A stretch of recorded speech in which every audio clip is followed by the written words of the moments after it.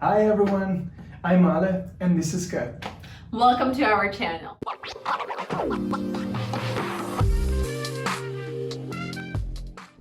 Today we are sharing with you the questions that you are not supposed to ask in the beginning of a relationship. But guess what? We asked them anyways. Yeah. We broke every rule in dating where they say don't talk about the future or don't talk about super serious topics when you first start dating. But instead, Ale and I asked each other everything. Everything. So we're going to share with you those questions and why we decided to ask those specific questions. And to give you a little bit more of background on our relationship, we were dating for 2 months, long distance, before we reunited with each other in person after 6 years of not seeing each other. So we had already been dating, but again, long distance, and it was for 2 months. So the first time we saw each other, again, after so many years, during that week and a half, we asked each other these really serious questions. And honestly, I'm really happy that we did, and I think more couples should do it.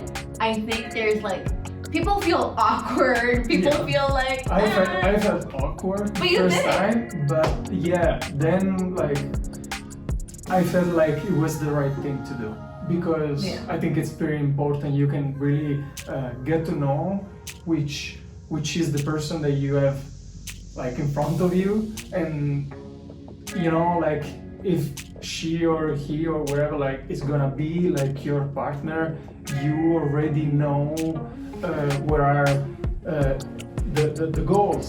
Yeah, the goals, your values. Values. If they're on the same page. Yeah, I think oftentimes people want to wait until they've been dating for a year before having that serious conversation. But I think we were in a point in our life where, we wanted to know, because I'm a strong believer that just because you're with a good person doesn't mean that they're the right person for you.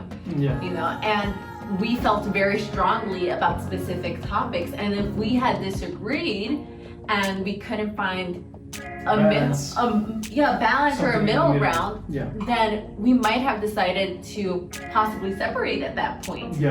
And because we asked each other those questions, I think it almost makes us like each other a little bit more, because we realized, wow, we're so aligned right now. I think it was seriously great. And again, after the first moment when you feel like, oh, what am I doing right now? Is it good, or maybe it's too early? But you can feel like that, and it's normal, completely fine. But I think it's worth it. I think it's part of getting outside of your comfort zone helps you grow, and in this aspect, we got out of our comfort zone. Also because we have to be honest, we're adults, so I don't think I think it's smart to ask these kind of questions that we're gonna tell you very soon, because you don't lose time. You're not you're being honest. And I would say to anyone who feel insecure about going into this conversation or unsure about how to approach it, again, like Ale just said, honesty is the best way to approach it. Even just saying, hey, I really like you, I want to ask you a few questions and see if we're on the same page before we have stronger feelings for each other, before we invest more of our time and energy into us. So I honestly think it's something that could only help you. It could only help you understand the reality of your relationship and the reality of where it could possibly go. But one of the questions that I asked is, do you want to have children? And I knew it was the first one. I knew that I really wanted to have children. And one, it was important for me to understand, does my partner want children at all, right? I felt very, very strongly about wanting it. And if Alessandro had said no, that would have been a deal breaker for me, absolutely. Yeah, no, I agree. It's the truth. And yeah, like I think it was very smart because like again I was feeling the same. Like I wanted to have children, like in the future, very soon, you know. So, but if I wouldn't have wanted like having children, it would have been a problem. Yeah, it would have been a huge problem. We wouldn't have been in the same page. So. But look how much time and energy it could save you. There's so many couples who don't want to talk about children until they've been together for 2 years, and then they find out that one person doesn't want to have children and the other one does, and you have so much heartbreak. It's such a difficult experience. So why not avoid that and talk about it early on? I think that like I was saying that it's worth it. Why? Because I think that it's I feel like it's better feeling even a little bit uncomfortable and awkward at the beginning when you ask these kind of questions, but then you avoid again like losing time for you and for the other person, because if that person, as she just said, like has like completely different plans or maybe similar plans, but like I don't know, in 5 years, in 10 years, so very far from when you want to do these things, for example, have these things, I think that you would lose time. Yeah. It wouldn't be worth it. Yeah, and I think that was the second point I was going to make. Time, that I think I was 27 when we started dating. I think so. Okay, let's go with 27. 26, almost 27. Really? Yeah. Okay, so I was 26 when we started dating, and if Alessandro had told me I don't want to start having children for another decade, that would have also been a deal breaker for me, because for me it was something that I knew I wanted relatively soon, and waiting 10 years to start trying to have children was not something that I wanted to do at all. Yeah.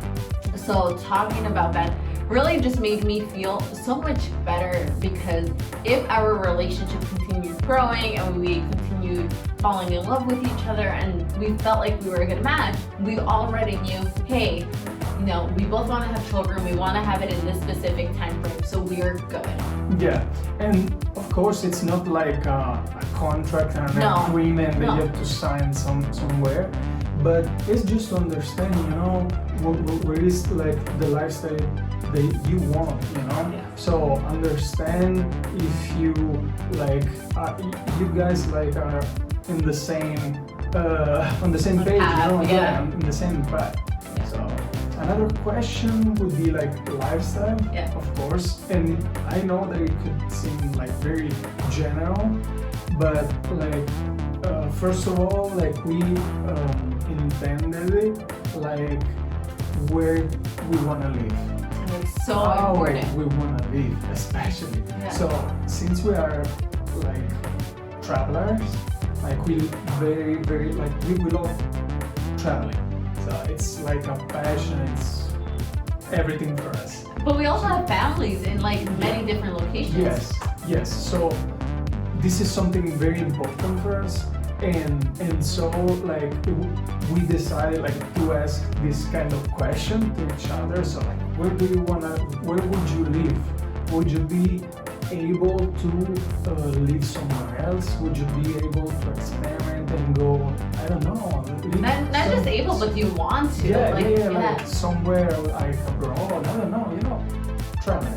So, and of course, as you can understand, the answer was positive and was the same for both of us. So, and I think that's also important depending on what country your partner or city your partner is from. So Alessandro being from Sicily, I think you were a little bit worried asking that question, because Sicily is a lot smaller than like New York City or places like that. So when he asked me, are you comfortable possibly living in a small town? For me, the answer was automatically yes, because I love living anywhere. And I was surprised because for me, like having a partner from New York City who wants to live, to experiment living in Sicily, awesome.